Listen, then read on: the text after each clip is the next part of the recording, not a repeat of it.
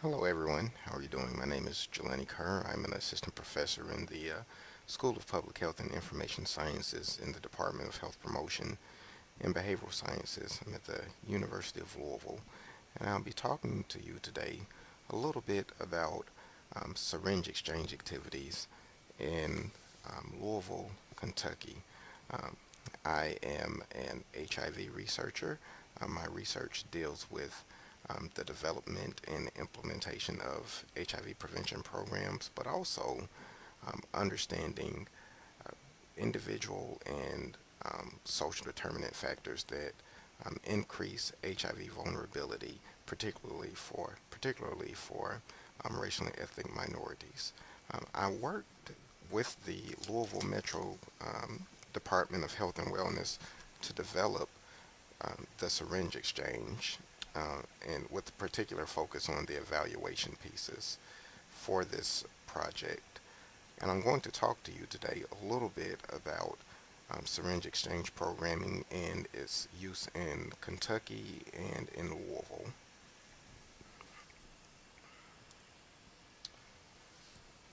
Since the beginning of the HIV epidemic in the 80s, approximately 9,500 people in Kentucky have been living with HIV. The most common mode of transmission has been um, men having sex with men, followed by heterosexual sex. However, up to 15% of HIV cases has been attributable to injection drug use. As injection drug use is a primary means for acquiring HIV, this warrants prevention interventions to reduce the threat of this disease.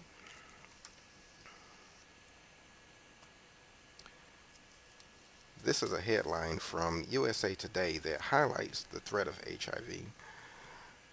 You may or may not have heard about the recent surge in HIV cases in Scott County, Indiana. This is a site that is about 30 minutes away from Louisville, Kentucky, and over the course of about a year, 194 people were diagnosed with HIV. This rapid escalation in HIV cases has been attributable to the opioid epidemic and needle sharing. Recent evidence suggests viral similarity at a genetic level with these cases, and this indicates that one strain of the virus has spread through this pool, which indicates how tightly networked um, in the injection drug use networks are.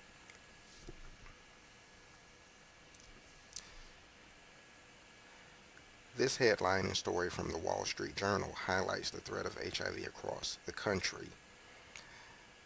So, Scott County is not the only locale that warrants concern. The Centers for Disease Control and Prevention has recently identified 220 areas at risk for rapid increase in HIV cases. Of these 220 counties, 56% are in the Appalachian region. These are Kentucky, Tennessee, and West Virginia. Many of these communities are rural, and risk factors for outbreaks are high unemployment, a high number of overdose deaths, and the sale of prescription painkillers. However, what's of great concern in Kentucky is that many of these counties are in this state. In fact, 8 out of the top 10 most vulnerable counties are in eastern Kentucky. Again, as we can see, these numbers warrant prompt implementation of effective interventions to reduce the threat of HIV in this state.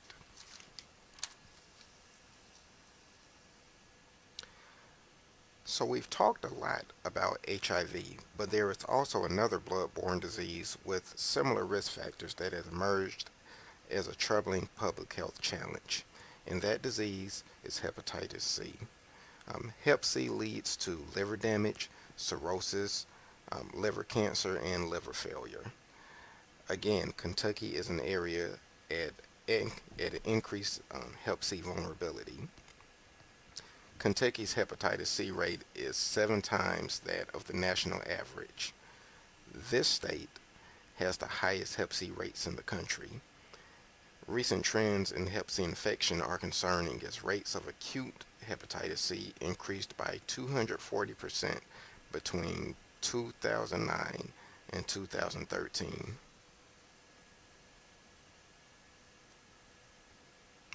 Again, this rapid escalation of Hep C cases is heavily influenced by injection drug use, particularly injection drug use with opioids.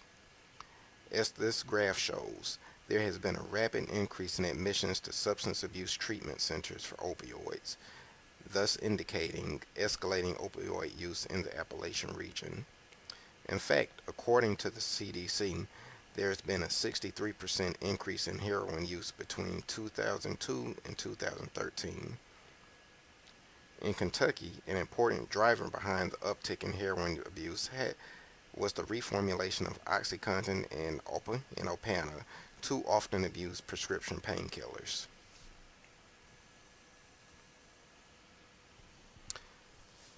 So we see that this is an important problem. So what can we do to address it? These figures warrant proven effective, evidence-based approaches to mitigate HIV and Hep C risk. One such intervention is syringe exchange programming, or SEP. This is the provision of clean syringes to individuals to reduce needle sharing. This is a pretty useful strategy since the majority of injection drug use is with shared needles. Now let's talk about some facts about SEP. 1. It has been shown to reduce HIV rates. But what it has not been shown to do is increase drug use or crime.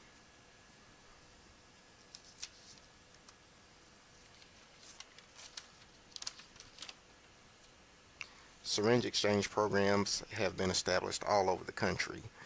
Many are along the West Coast and the Northeast. If you notice, very few have been established in the South and in the Appalachian region that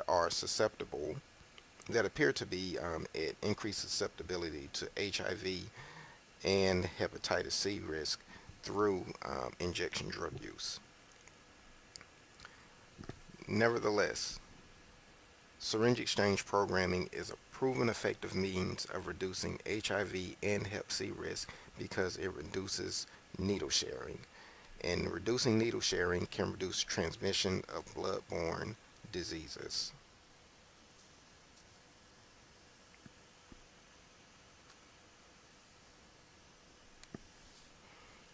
Syringe exchange programming is also cost effective. Mathematical modeling indicates that a $10 million investment in syringe exchange would translate into a $66 million in net savings. SEP programming in the nation's capital not only averted 120 HIV cases over a 2-year period, but about $46 million in cost savings were realized because of these averted cases and subsequent easing of healthcare use.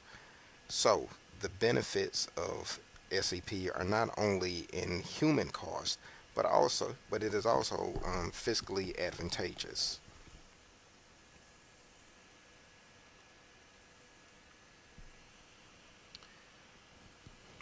Like many other health programs, you can't look at SEP in a vacuum.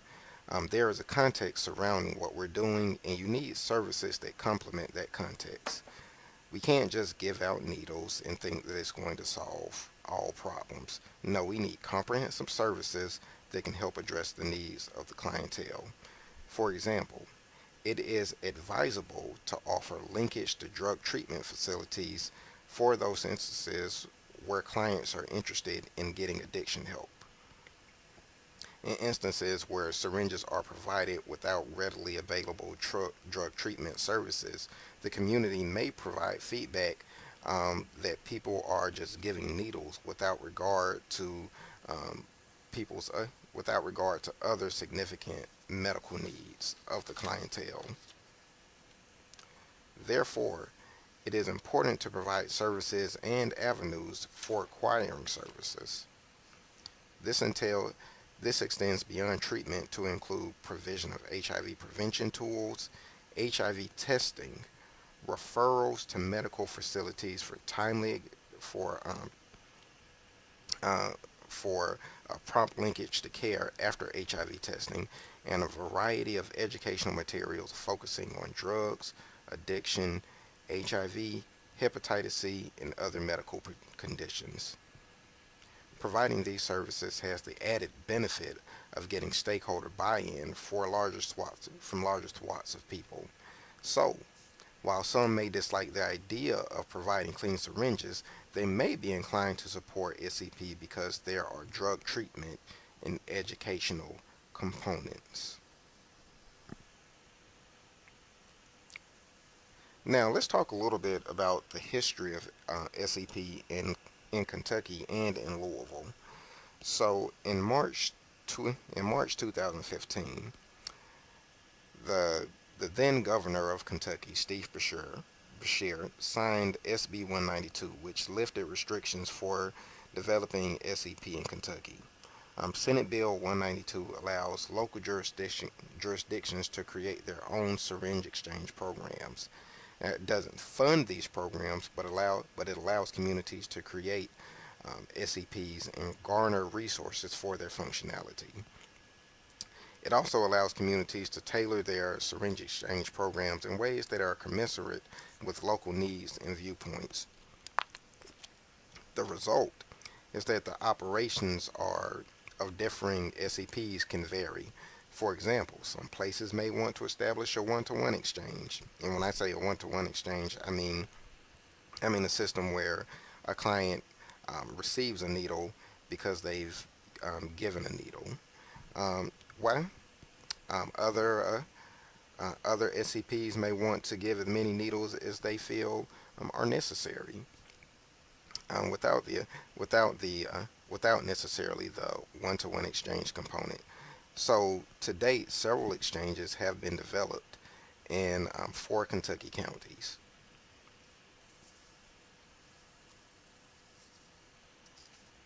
At a national level, the federal government quietly lifted the federal ban on syringe exchange funding in a spending bill at the end of 2015. While monies can't be used for actual syringes, they can be applied to personnel costs, vans, outreach, and counseling. Uh, another interesting Kentucky connection is that this effort was led by the Senate Majority Leader Mitch McConnell and a Kentucky Representative Hal Rogers.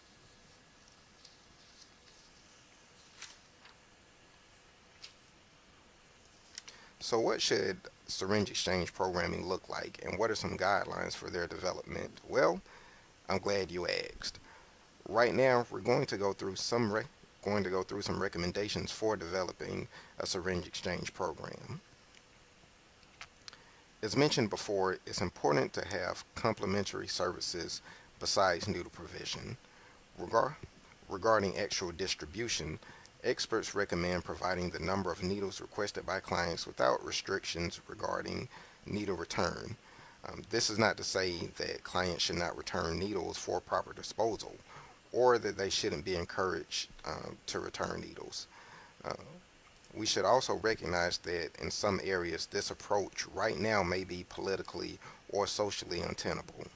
However, we should highlight that a one-to-one exchange is not considered a best practice. Regarding syringe disposal, it is important to encourage clients to return and properly dispose of used syringes. This may mean providing safe disposal boxes and educating clients about their use, establishing drop boxes and sites for proper disposal, or residential retrieval initiatives. Syringe exchange programmers may also find community cleanup initiatives may not only reduce the number of syringes but also engender goodwill from the community. Uh, in Vancouver, there are supervised injection sites where individuals can get access to clean needles and have someone help with proper disposal. It's also advisable to provide a variety of syringes of different brands and gauge sizes. Program this may help with this may help with the preferences of the clientele. Programmers may also want to provide safe injection kits containing the materials listed in the interest of harm reduction.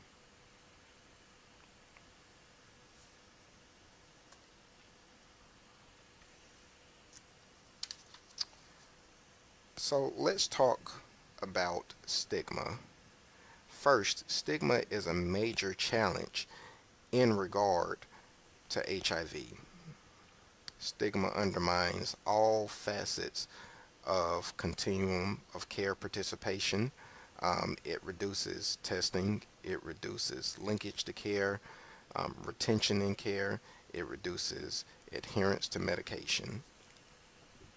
Um, it, re- it reduces prevention. There's been some research to indicate that stigma can reduce the use of condoms or prophylaxis. Therefore, it is critical to have an approach and staff that doesn't further stigmatize individuals when they come to syringe exchange programming. If there are people who are living with HIV and they are individuals who inject drugs, they may already be multiply stigmatized.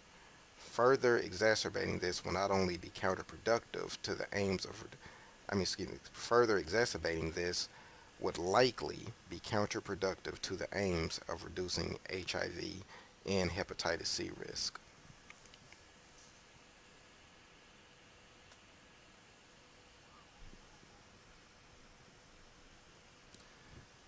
Practitioners may find it advantageous to place facilities and program activities in locations that are most accessible to clientele. This may mean providing services in high prevalence areas of injection drug use or providing mobile access components to programming to reach multiple high needs areas. Also, as with a lot of public health initiatives, it's necessary to do community outreach to not only educate the public about syringe exchange, but also get their feedback and garner community buy in.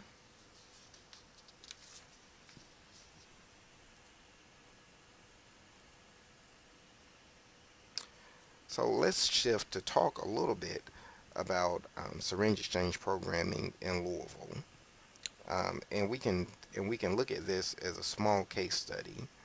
So soon after statewide approval of SEP, the Louisville Metro Department of Health and Wellness engaged the City Council and multiple stakeholders to establish a syringe exchange program. The City Council unanimously passed SEP, and stakeholders from the medical community, the academy, law enforcement, drug treatment, community based organizations, harm reduction, aid service organizations, and others worked with the Department of Health to establish syringe exchange programming. The process of establishing the SEP took about 10 weeks, which was a pretty hectic timeline. This was like building a plane as it was going down the runway, or at least this process has been described that way. This process entailed multiple meetings with multiple stakeholders, focus groups, and data collection, establishing protocols and procedures. Um, this process entailed calling in harm reduction experts from other parts of the country to conduct trainings and educate multiple stakeholders about SEP and how to and guidelines for implementing this strategy.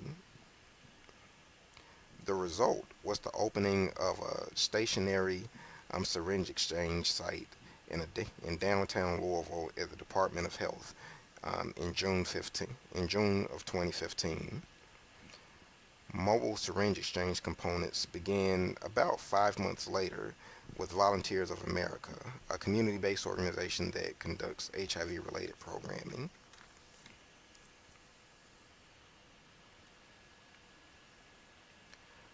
So as mentioned before, the stationary syringe exchange unit was placed in downtown Louisville.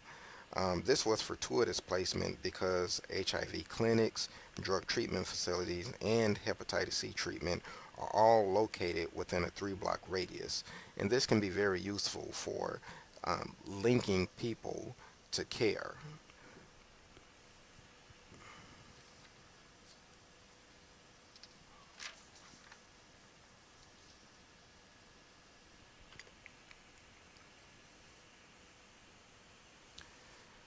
Another unique aspect of syringe exchange programming is program management by, excuse me, let me go back. Made a mistake, let me go back. Um, another unique aspect of syringe exchange program of this syringe exchange program is the management by an addiction counselor, and this is useful in terms of understanding addiction and drug use, but also but also for having someone who has soft skills such as developing client-provider rapport and engagement and education. Finally, as time has passed, there has been program modifications focused on exchange policy, specifically requiring returning clients to return at least one syringe in order to get access to other syringes. This was in response to a small number of long-term clients who did not return syringes. So we also have to be honest about the fiscal realities, and therefore the SEP now provides lower cost brands. However, this doesn't mean that there's any sacrifice in quality, as reviews for the selected brands are better than the reviews for previously used brands.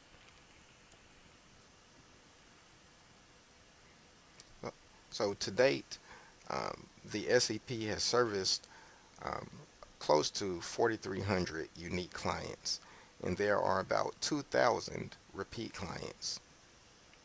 63% of the clientele are male and 93% are white. 60% of the clientele is unemployed, and the mean age for SEP clients is 33 years old. So this has been a more robust response than initially expected in a relatively short period of time. However, there is a level of satisfaction in that there could be services provided to almost 4,300 people and 2,000 repeat clients.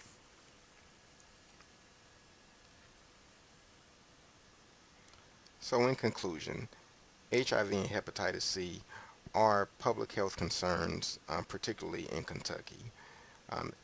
SEP has potential for curbing needle sharing and associated health concerns. Legislation has opened up avenues to expand development and implementation of SEP, and SEP best practices have potential for addressing um, HIV and Hep C vulnerability.